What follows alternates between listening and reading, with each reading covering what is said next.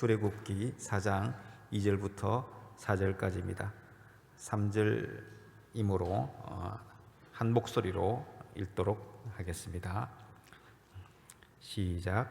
여호와께서 그에게 이르시되 내 손에 있는 것이 무엇이냐? 그가 이르되 지팡이니이다. 여호와께서 이르시되 그것을 땅에 던지라 하시매 곧 땅에 던지니 그것이 뱀이 된지라. 모세가 뱀 앞에서 피하매 여호와께서 모세에게 이르시되 내 손을 내밀어 그 꼬리를 잡으라. 그가 손을 내밀어 그것을 잡으니 그의 손에서 지팡이가 된지라. 아멘. 내 손에 있는 것이 무엇이냐? 라는 제목으로 송필호 목사님 말씀 전해 주시겠습니다. 제가 기도하겠습니다. 주님, 오늘도 출애굽기 여정을 이어갑니다. 이 시간 말씀을 통해서 하나님의 위대하심과 그 사랑을 깨달아 알 수 있도록 해주시고 부족한 우리를 사용하시는 놀라운 은혜를 알게 해 주옵소서. 제 입을 사용하셔서 주님이 하시고자 하는 뜻을 온전히 전달하도록 도와주시옵소서. 예수님의 이름으로 기도합니다. 아멘. 하나님이 모세에게 너를 이집트 파라오에게 보내어 이스라엘 자손들을 인도하여 내겠다고 하셨을 때 모세는 제가 누구기에 그런 일을 하겠습니까? 라고 한 발 뒤로 물렀습니다. 피가 끓던 청년 때 한순간의 분노로 살인을 저지른 뒤 광야로 도망쳐 40년 세월을 양을 치며 보냈던 이 모세, 나이도 이미 80이 되어 버렸습니다. 이제는 바로에게 가서 말할 용기도 없었습니다. 하지만 하나님께서는 내가 너와 함께 하겠다 그렇게 약속하십니다. 그럼에도 불구하고 모세는 라고 쉽게 대답하지 않습니다. 1절에 보면 모세가 대답하여 이르되 그러나 그들이 나를 믿지 아니하며 내 말을 듣지 아니하고 이르기를 여호와께서 내게 나타나지 아니하셨다 하리이다. 자, 그러자 모세는 또다시 거절의 명분을 들고 나옵니다. 설령 하나님이 저를 보내셨다고 말해도 그들이 믿지 않을 것이라는 것입니다. 모세는 자기 동족에게 거부당할까 두려워하고 있습니다.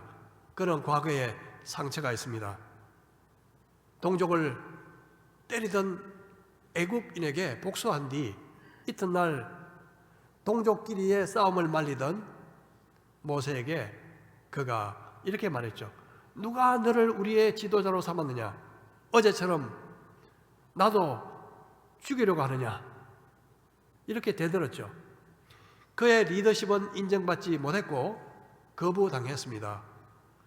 오히려 그 일이 탄원하자 그는 목숨을 부지하기 위해서 불이 나게 도망을 쳐야 했습니다.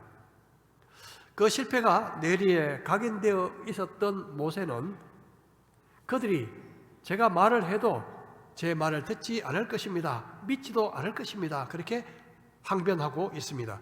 그는 또다시 거부당할 것 같은 그런 불안감을 가지고 있는 것을 알 수 있습니다. 우리는 종종 과거에 거절당한 상처로 이 발목이 잡혀 있을 때가 있습니다. 이 마음의 상처가 40년 갈 수 있을까요? 그 이상? 그럼요.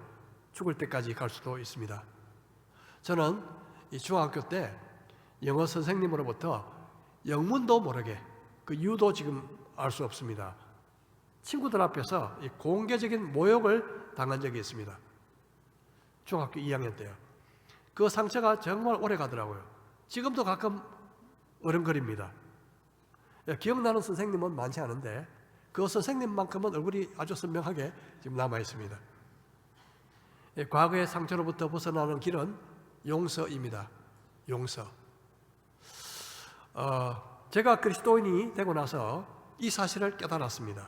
그래서 그 선생님이 지금 어디 계신지, 살아계신지 돌아가셨는지도 알지 못하지만 저는 진심으로 용서하기로 결심했습니다.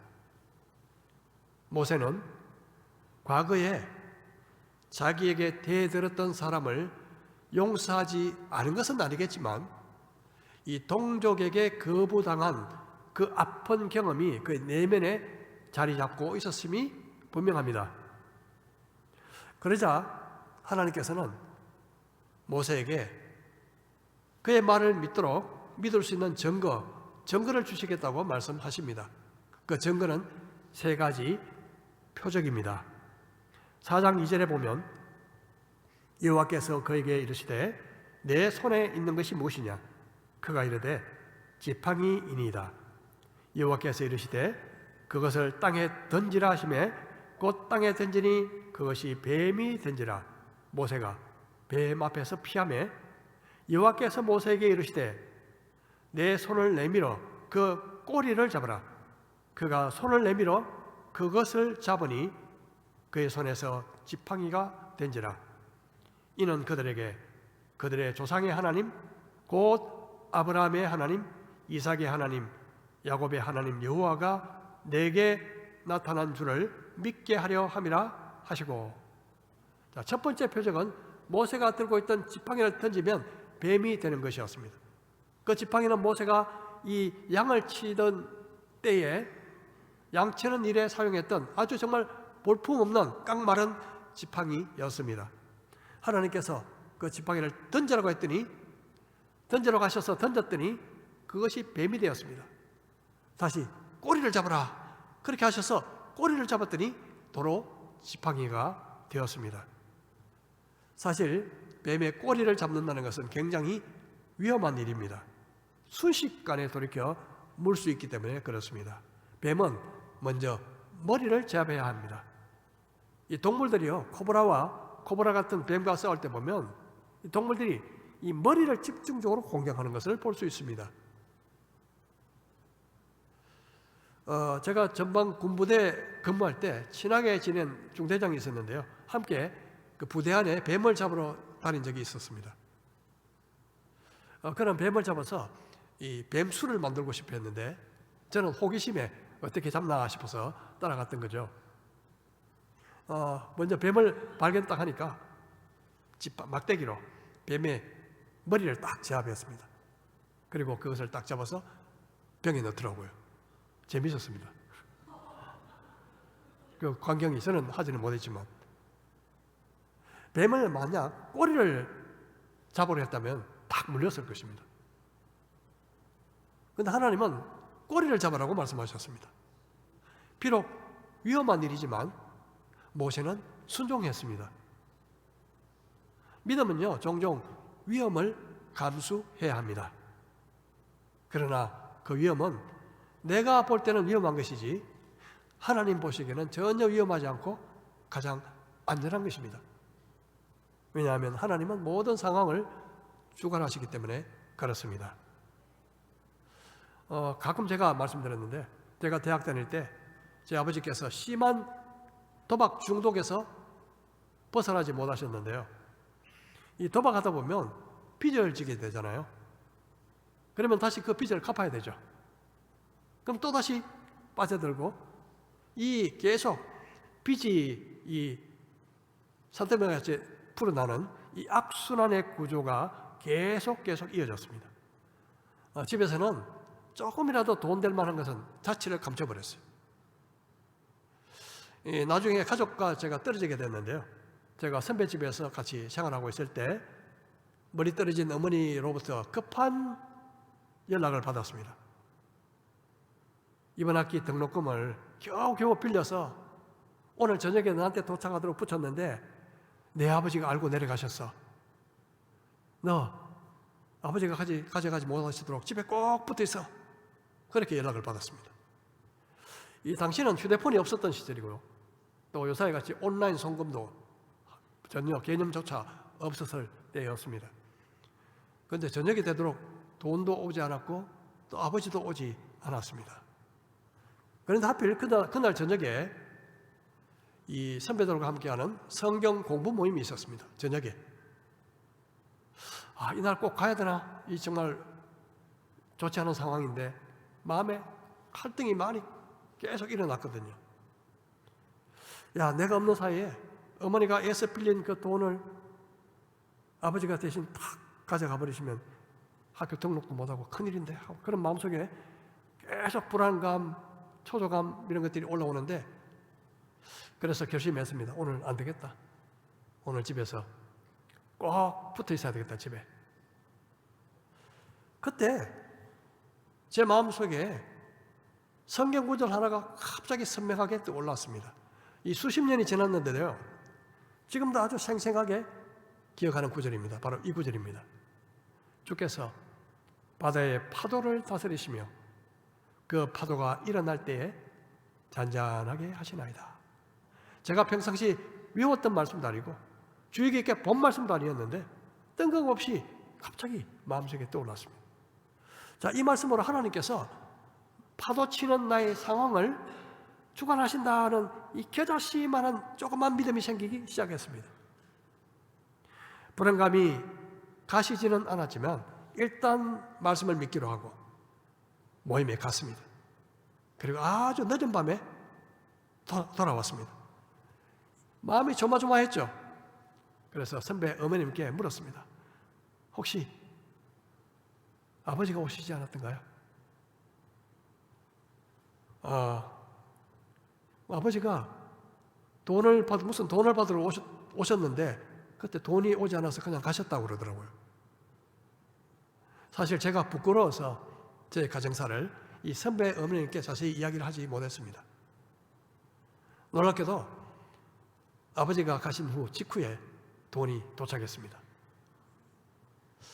자, 이처럼 믿음은 때로 위험을 무릅써야 할 때가 있습니다. 하나님이 말씀하시면요, 하나님이 말씀하시지도 않았는데도 그냥 믿음으로 그렇게 그건 위험한 일이죠. 하나님이 말씀하시면 위험을 무릅써야 할 때가 있다. 여러분, 다윗과 골리앗이 싸울 때 위험이 없었겠습니까? 그러나 하나님이 하라고 하시면요, 위험이 있어도 모든 상황을 책임지시고 돌봐주실 것입니다. 아버님은 그 후 말기암에 걸리신 후에 투병하시다가 돌아가시기 전에 너무나 감사하게도 예수님을 영접하셨습니다. 이 바로의 왕관에 코브라가 지금 장식되어 있죠. 이것을 보여주는 고대 이집트 벽화입니다.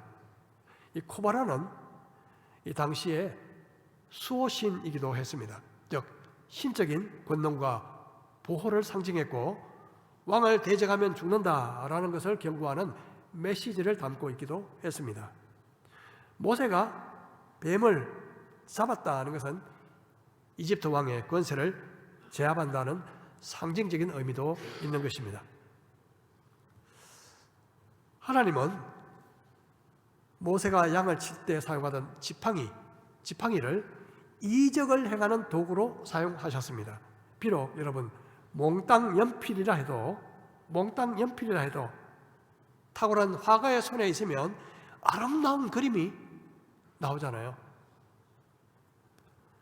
아무리 볼품없는 지팡이라 할지라도 하나님이 사용하시면 하나님의 능력을 나타내는 강력한 도구가 되는 것입니다.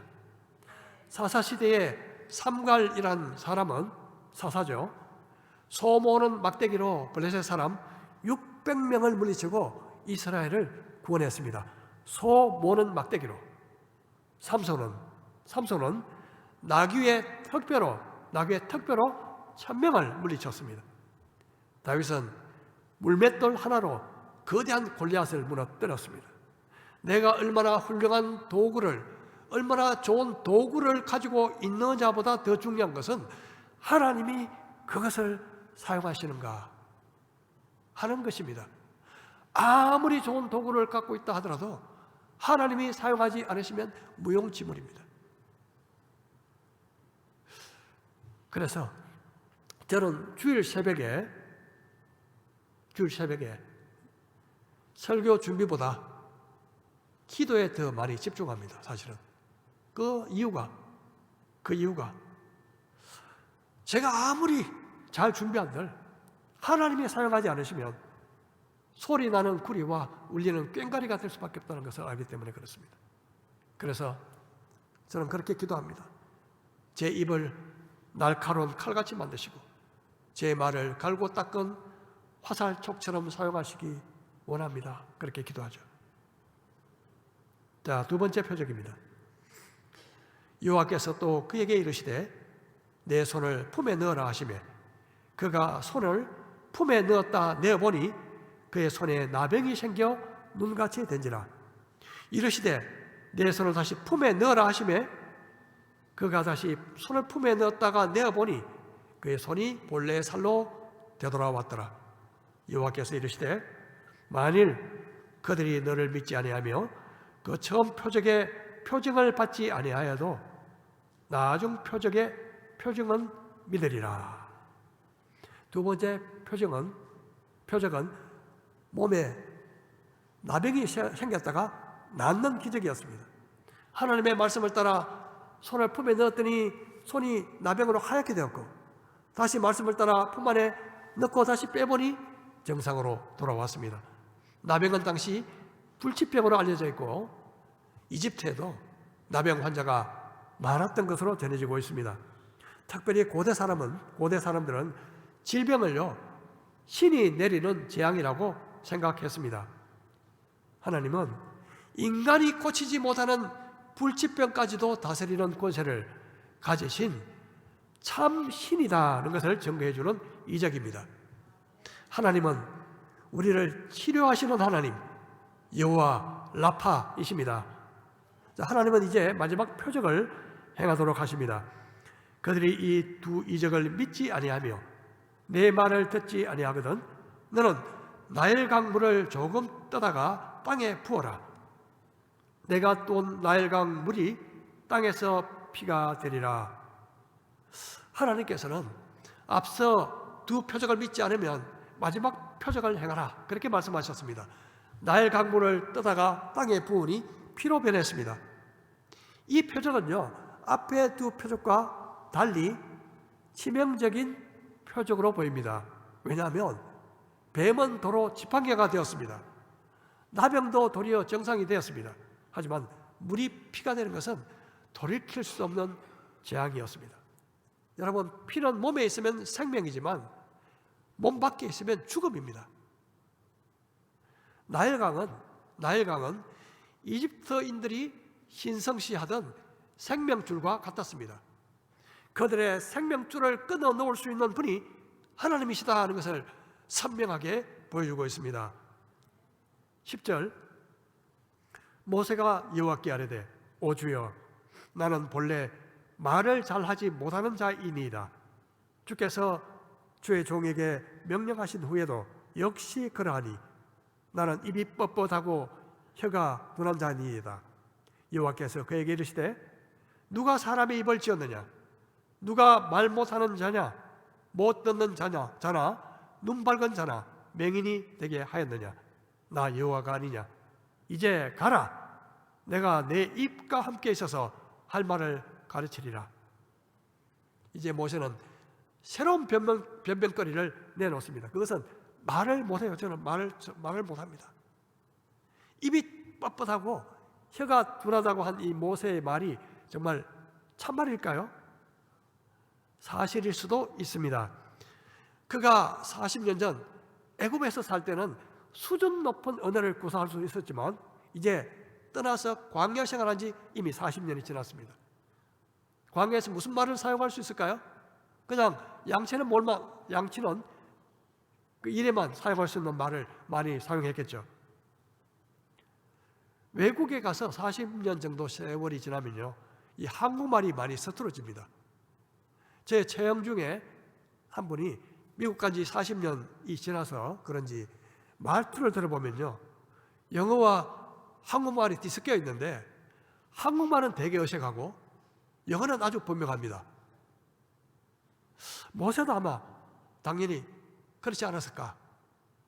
자, 하지만 더 근본적인 원인은 자신감이 결여되어 있다는 것입니다. 자신감이 없다, 모세가. 물론 하나님의 일을 자신감으로 할 수 없습니다. 하나님을 신뢰하면 자신감이 아니라 믿음의 용기가 생깁니다.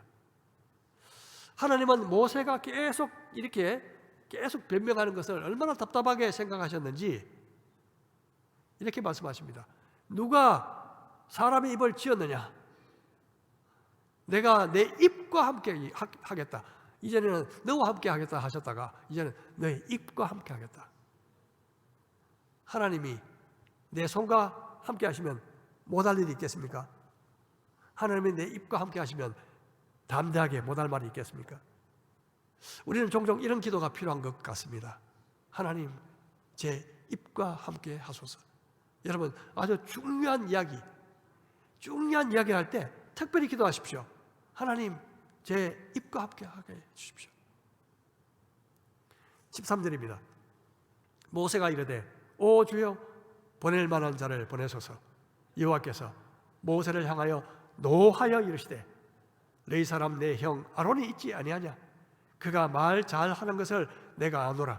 그가 너를 만나러 나오나니 그가 너를 볼 때에 그의 마음에 기쁨이 있을 것이라. 너는 그에게 말하고 그의 입에 할 말을 주라.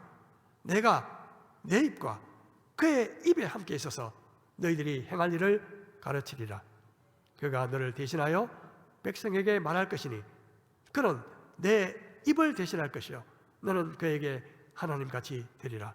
너는 이 지팡이를 손에 잡고 이것으로 이적을 행할지니라. 자, 이 모세는요 하나님의 부르심을 또 거절합니다. 주여 보낼 만한 자를 보내십시오. 몇 번째일까요? 5번째. 자, 이 모세의 태도는 하나님으로 하여금 더 이상 참지 못하게 해드렸습니다. 우리도 간혹 이런 말을 하고 싶죠. 누가 나를 위하여 갈고 하나님이 물으신다면 옆 사람 손을 잡고 이 사람요 그렇게 하고 싶죠. 때로는 또 이렇게 고백하고 싶을 때가 있습니다. 내가 여기 있나이다. 이 사람을 보내시옵소서. 뭐 이렇게. 자, 모세는요 저 같은 사람을 부르시다니 하나님의 결정에 조금 문제가 있지 않나요? 하는 그런 생각을 갖고 있는 듯 보입니다. 하나님께서 좋게 말씀하실 때 순종하는 것이 낫습니다. 버티면 손해입니다. 하나님의 말씀은요 한마디로 이제 그만 입 다물고 떠나라 였습니다. 하나님의 말씀은 단호하셨습니다. 모세는 마지못해 순종한 것으로 보입니다. 가만히 생각해 보면요 이런 것도 참 하나님의 은혜인 것 같아요. 마지못해서 하는 우리를 불러서 사용하시는 하나님, 이 얼마나 큰 은혜겠습니까? 저와 여러분 가운데 하나님이 부르셨을 때 예 하고 나오신 분도 계시겠지만요 마지못해서 혹시 이 교회에 나오신 분도 계실 수도 있습니다. 다 하나님의 은혜입니다. 비슷한 사람이 있죠. 바로 구약에 나오는 요나입니다. 그는 자신이 없어서가 아니라 하기 싫어서 뺑소니 쳤습니다. 하나님께서 그 당시 적국이었던 아시리아 수도 니느웨에 가서 회개의 메시지를 전하라 그렇게 하셨지만 요나는요 혹시 그들이 메시지를 듣고 진짜 회개해서 하나님의 심판을 혹시 피할 수 있을까? 그 생각 때문에 배를 타고 도망을 쳤습니다. 그는 적국이 망하는 꼴을 꼭 보고 싶었어요. 그래서 하나님 말씀 듣지 않고 도망쳤습니다. 그러다가 한순간에 고래밥통에서 정말 소화될 뻔했습니다. 그는 결국 마지못해 말씀을 순종하죠. 여러분, 하나님의 말씀을 거역하면 찾아오는 것이 환난입니다. 또한 이렇게 부족한 우리를 그나마 또 사용하시는 것도 하나님의 은혜입니다. 결국 자비하시고 오래 참으시는 하나님은 모세의 말을 수용해 주셨습니다. 그를 위해 대변자로 그의 형 아론을 주신 것입니다. 아론은 모세보다 말을 잘한 것 같습니다. 앞으로는 모세가 아론에게 말하고 아론은 백성들에게 하나님의 말씀을 전하게 될 것입니다. 하나님은 언제나 대비책을 갖고 계십니다. 우리는 때로 어쩔 줄 몰라 하지만 답이 없어서 하나님은 해답을 늘 갖고 계십니다. 하나님은 모세 입뿐만 아니라 아론의 입과도 함께 있겠다고 그렇게 약속하셨습니다. 그리고 모세에게 지팡이를 가지고 이적을 행하라 그렇게 말씀하십니다. 오랜 설득에도 움직이지 않았던 모세는 드디어 순종하여 하나님의 지팡이를 들고 떠날 차비를 합니다. 비록 이해가 되지 않았을 때도, 완전히 이해가 되지 않았을 때도 순종하기로 했을 때 하나님의 역사는 시작됩니다. 그래서 이해보다 순종이 우선입니다. 18절입니다. 모세가 그의 장인 이드로에게로 돌아가서 그에게 이르되 내가 애굽에 있는 내 형제들에게로 돌아가서 그들이 아직 살아있는지 알아보려 하오니 나로 가게 하소서. 이드로가 모세에게 평안히 가라 하니라. 여호와께서 미디안에서 모세에게 이르시되 애굽으로 돌아가라. 내 목숨을 노리는 자가 다 죽었느니라.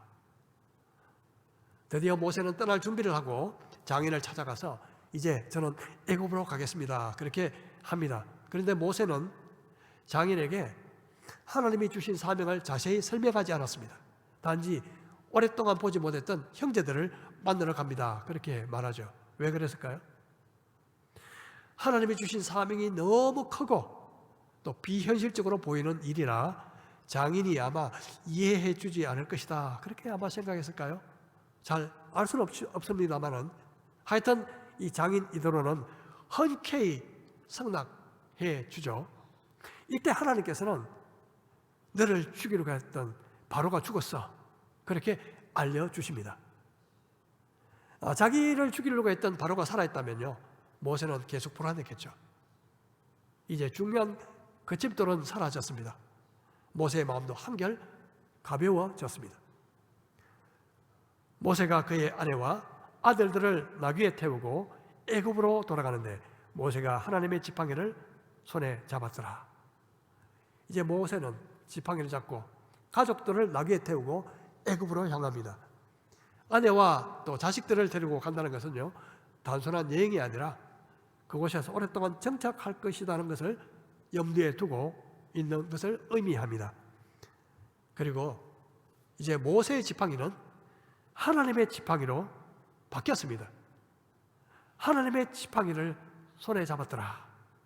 이제 모세의 지팡이는 사용자 변경이 되었습니다. 모세의 지팡이가 아니라 하나님의 지팡이로. 언제부터요? 하나님께서 그 지팡이로 이적을 행하도록 할 때 하신 그때로부터. 여러분, 하나님의 손으로 가면 아무리 평범한 것이라도 특별한 것이 됩니다. 용도가 변경되는 것입니다. 아무리 보잘것없는 것이라도 하나님의 능력을 나타낼 수 있는 도구가 될 수 있습니다. 모세가 사용하던 이 양치기용 막대기, 이 말라 빠진 이 지팡이로 하나님은 나일강을 피로 바꿀 것이며 홍해바다를 둘로 가르게 하실 것입니다. 21절입니다. 여호와께서 모세에게 이르시되 내가 애굽으로 돌아가거든 내가 내 손에 준 이적을 바로 앞에서 다 행하라. 그러나 내가 그의 마음을 완악하게 한즉 그가 백성을 보내주지 아니하리니 너는 바로에게 이르기를 여호와의 말씀에 이스라엘은 내 아들 내 장자라. 내가 내게 이르기를 내 아들을 보내주어 나를 섬기게 하라 하여도 내가 보내주기를 거절하니 내가 내 아들 내 장자를 죽이리라 하셨다 하시니라. 하나님은 모세에게 출애굽 과정이 쉽지 않을 것을 말씀하십니다. 하나님은 모세를 통해서 능력을 보이시겠지만 바로는 쉽게 이스라엘을 놓아주지 않을 것입니다. 바로는 하나님의 말씀에 굴복하지 않고 저항하는 완악한 마음을 갖고 있습니다. 하나님의 말씀을 저항하는 완악한 마음. 하지만 하나님이 하시는 일을 막을 수 없습니다. 하나님을 거역하면 자기 손해죠. 24절입니다. 모세가 길을 가다가 숙소에 있을 때에 여호와께서 그를 만나사 그를 죽이려 하신지라. 24절, 25절. 십보라가 돌칼을 가져다가 그의 아들의 포피를 베어 그의 발 앞에 갖다 대며 이르되 당신은 참으로 내게 피난편이로다 하니 여호와께서 그를 놓아 주시니라. 그때에 십보라가 피난편이라 하면 할례 때문이었더라. 자, 여기서 갑자기 어리둥절한 말씀이 등장합니다. 왜 하나님께서 모세를 갑자기 죽이려고 하셨을까요? 이스라엘을 구원하도록 모세에게 가라고 하시고 왜 모세를 죽이려고 하셨을까요?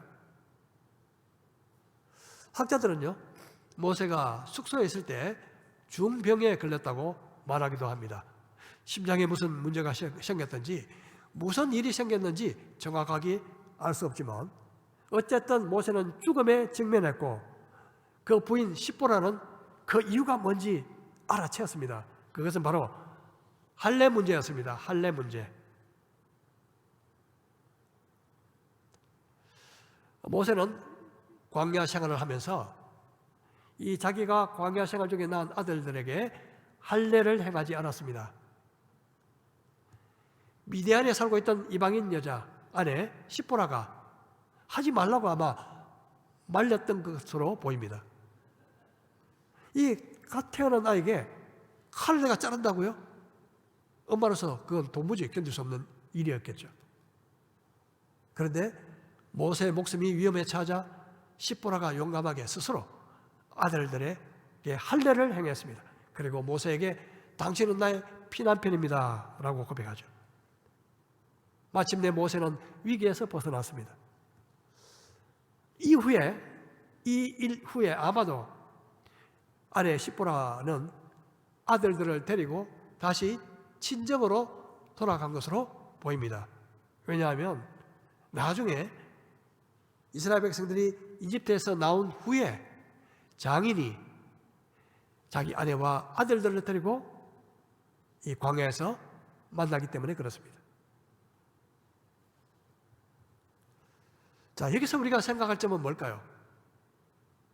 그것은 우리가 하나님의 일을 하기 전에 먼저 하나님께 순종하지 않으면 안 된다는 것입니다.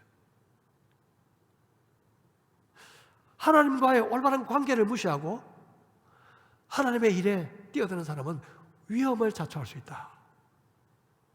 여러분, 우리가 교회에서 어떤 봉사를 하든 주님을 위해서 어떤 일을 하든 아무리 중요하다고 싶은 그런 주님의 일을 하든 간에 주님과 하나님과 올바른 관계 가운데 있지 못하면 헛일이 되고 말 것입니다. 우리가 언제나 우선해야 될 것은 일이 아니라 관계입니다. 하나님의 일이 아니라 하나님과의 나와의 올바른 관계입니다. 하나님의 일을 하는 것보다 더 중요한 것은 하나님께 순종하는 것입니다. 봉사가 순종을 대신 할 수 없습니다. 순종이 제사보다 낫습니다. 27절입니다. 여호와께서 아론에게 이르시되 광야에 가서 모세를 맞아라 하시매 그가 가서 하나님의 산에서 모세를 만나 그에게 입맞추니 모세가 여호와께서 자기에게 분부하여 보내신 모든 말씀과 여호와께서 자기에게 명령하신 모든 이적을 아론에게 알리니라. 여러분, 40년 만에 만남이었습니다. 얼마나 반가웠을까요? 이 아론은 하나님의 지시를 받고요, 모세를 만나기 위해서 그 자리에 있었던 것이 아니라 광야로 찾아갔습니다. 아마 먼 길이었겠죠. 이 두 형제는 하나님이 지시한 산에서 만나서 감격진 회오를 했습니다. 형 아론을 만난 모세는 하나님께서 자기에게 말씀하신 것을 다 전했습니다. 그리고 애굽에서 유대인들의 장로들을 소집합니다. 지도자들을 다 소집한 거죠. 자, 마지막 절입니다. 모세와 아론이 가서 이스라엘 자손의 모든 장로를 모으고 아론이 여호와께서 모세에게 이르신 모든 말씀을 전하고 그 백성 앞에서 이적을 행하니 백성이 믿으며 여호와께서 이스라엘 자손을 찾으시고 그들의 고난을 살피셨다 함을 듣고 머리 숙여 경배하였더라. 드디어 모세와 아론은 하나님이 주신 말씀을 다 전하고 백성 앞에서 이적도 행했습니다. 이제 백성들은 하나님께서 자기들을 돌보신다는 것을 알고 머리 숙여 하나님께 경배하게 됩니다. 이제 430년간 종살이하던 이집트에서 나갈 준비로 첫 단추가 깨어졌습니다. 백성들의 마음이 이제 하나가 된 거죠. 이제 구원의 대단원의 막이 올랐습니다. 자, 오늘 이 4장에서 우리가 꼭 기억해야 할 교훈은 무엇일까요? 그것은 무엇보다 우리처럼 약하고 그리고 부정적인 존재를 하나님은 사용하신다. 이게 하나님의 은혜다. 는 거죠. 우리같이 부족한 존재를 사용하신다. 그렇게 못하겠다고 꽁무니 빼던 모세를요, 하나님은 기어코 애굽으로 보내십니다. 그리고 그의 손에는 지팡이를 들려서 보내셨습니다. 이전에는 양치던 모세의 지팡이였지만 앞으로는 애굽을 심판하고 이스라엘을 구원하는 일에 사용될 하나님의 지팡이가 되었습니다. 하나님은 이 시간 우리에게 이렇게 물으실 수 있습니다. 내 손에 있는 것이 무엇이냐? 내 손에 있는 것이 무엇이냐? 비록 보잘것없는 막대기에 불과한 이 지팡이를 사용하신 주님께서 우리에게 있는 아무리 보잘것없는 것이라 할지라도 여러분, 그것이 물질이든 그것이 재능이든 하나님의 손에 드리면 영혼을 구원하는 놀라운 도구로 사용하실 수 있을 것입니다. 빈들에서 떡 5개와 물고기 2마리를 주님의 손에 드리니까 이것이 5,000명이나 먹고 남는 풍성한 잔치로 변했습니다. 주님께 드리는 것, 주님께 드림이 바로 키입니다. 사실 모세는 깡마른 지팡이와 같은 인생이었습니다. 이제 나이 80이 되었잖아요. 양치는 일 외에는 이제는 아무데도 쓸모없는 인생처럼 보였습니다. 그런데요, 모세는 하나님이 부르셨을 때 지팡이만 드린 것이 아니었습니다. 무엇을 드렸을까요? 자기의 인생을 드렸습니다. 자기의 남은 인생을 드렸다고요. 그 인생을 드렸을 때 하나님은 그를, 이스라엘 백성들을 구원하는 도구로 그를 사용하셨습니다. 아유, 이제 나이도 많은데 뭐 하겠노? 여러분, 그렇게 생각하지 마십시오. 아마 제가 알기로 이 가운데 모세보다 나이 많은 분은 한 분도 계시지 않은 것 같습니다. 모세를 보십시오. 하나님은요, 더 이상 아무것도 하지 못하겠다고 생각한 그 나이에도 사용하시고 이 말라빠진 지팡이도 사용하십니다. 하나님께 드리면요, 하나님은 아무리 잘나고 탁월해도 드리지 않는 사람을 사용하지 않습니다. 아무리 좋은 도구라도요, 내 손에 꽉 쥐고 있으면 하나님께는 무용지물입니다. 내가 그냥 잡고 있으면. 여러분, 스스로 한번 질문해보는 시간 되면 좋겠습니다. 내가 가진 것이 진짜 나의 것인가? 한번 스스로 반문해 보십시오. 내게 지금 내가 가진 것이 정말 나의 것인가? 아니죠. 다 하나님의 것이죠. 하나님의 주셨기에 우리의 것이 된 거죠. 다 하나님의 것입니다. 하지만요, 내가 가진 것을 하나님께 드리기 전에는 하나님께서 사용하지 않으십니다. 그것이 내가 가진 물질이든 내가 가진 시간이든 내가 가진 직업이든 뭐든지 간에 내가 잡고 있으면 하나님께서 사용하실 수가 없습니다. 하지만 아무리 보잘것없는 것이라 해도 하나님께 드리면 능력의 도구로 쓰임받을 수 있습니다. 우리는 꼭 기억해야 합니다. 꼭 기억해야 합니다. 하나님께 드리지 않고 내 손에 꼭 쥐고 있는 것은 무엇이든지 간에 언젠가 썩어서 없어져 버린다는 것을, 내 손에 꼭 쥐고 있는 것은 언제나 썩어져 버릴 것이라는 것을 우리는 기억해야 합니다. 하지만 비록 우리가 부족해도 연약해도 내가 가진 것이 보잘것없어도 하나님의 손에 드리면 놀라운 일이 일어나게 될 것입니다. 우리 정말 나의 삶, 내가 가진 것 하나님의 손에 드림으로 우리 하나님 앞에 쓰임받는 놀라운 은혜와 축복을 경험하는 우리 모든 믿음의 식구들 되시기를 주님의 이름으로 축복합니다.